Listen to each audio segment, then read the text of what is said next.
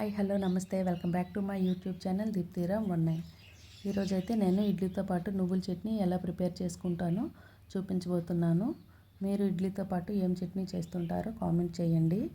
ఈ చట్నీ చేసుకోవడం చాలా ఈజీ ప్రాసెస్ అండి. దీనికోసమని స్టవ్ పై కడాయి పెట్టుకొని నువ్వులు వేసుకొని ఇలా దోరగా వేయించుకోవాలి. లో ఫ్లేమ్లో పెట్టి ఇలా దోరగా వేయించుకున్న తర్వాత పక్కన పెట్టుకోవాలి. ఇప్పుడు ఒక గిన్నెలో నిమ్మకాయ సైజ్ అంత చింతపండును తీసుకొని కొద్దిగా వాటర్ను పోసి నానబెట్టుకోవాలి. అందరూ మ్యాక్సిమం ఇడ్లీతో పాటు సాంబార్ కానీ, టమాటో చట్నీ కానీ, పుట్నాల పప్పు చట్నీ కానీ అట్లా చేస్తూ ఉంటారు కదా. ఒకసారి ఈ నువ్వుల చట్నీని కూడా ట్రై చేయండి. ట్రై చేసి రెసిపీ ఎలా వచ్చిందో కామెంట్ చేయండి. తప్పనిసరిగా మీకైతే నచ్చుతుంది. ఇలా నువ్వులు చల్లారిన తర్వాత చింతపండు రసం తీసుకున్నాం కదా, అలాగే కొద్దిగా వెల్లుల్లి రెబ్బలు, అల్లము, పచ్చిమిర్చిని కూడా వేసుకోవాలి. ముందైతే నువ్వుల్ని ఇలా ఫస్ట్ కొంచెం మిక్సీ వేసుకోవాలి పౌడర్ లాగా.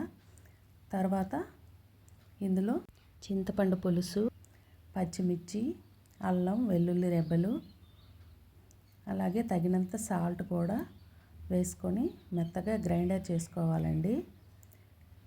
అన్నీ ఒకేసారి గ్రైండర్ చేస్తే నువ్వులు తొందరగా నలగవన్నమాట. అందుకనే ముందు నువ్వుల్ని మిక్సీ వేసుకోమని చెప్పాను. తర్వాత వీటన్నింటిని వేసి మళ్ళీ మిక్సీ వేసుకొని ఇలా పక్కన పెట్టుకోవాలి. తర్వాత పోపు వేసుకోవడమే, అంతే, చాలా ఈజీ.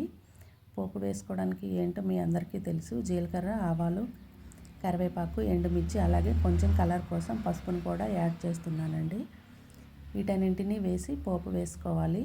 అంతే, ఎంతో ఈజీగా ఉండే నువ్వుల చట్నీ రెడీ అయిపోతుంది. మీరు కూడా ట్రై చేయండి. ఇలాంటి మరిన్ని వీడియోస్ కోసం నా ఛానల్ని చూస్తూ ఉండండి. ఎలాగూ చూడటానికి వస్తారు కదా, ఒక లైక్ అయితే వేసేయండి. మీరు వేసే ఈ లైక్ వల్ల ఈ వీడియో అనేది వేరే వాళ్ళకి రీచ్ అవుతుంది. ఈ రెసిపీని అయితే ఒకసారి ట్రై చేయండి. ఎలా వచ్చిందో కామెంట్ చేయండి, మర్చిపోవద్దు. ఇలాంటి మరిన్ని వీడియోస్ కోసం నా ఛానల్ని సబ్స్క్రైబ్ చేసుకోండి. Thank you for watching. Thank you. Bye.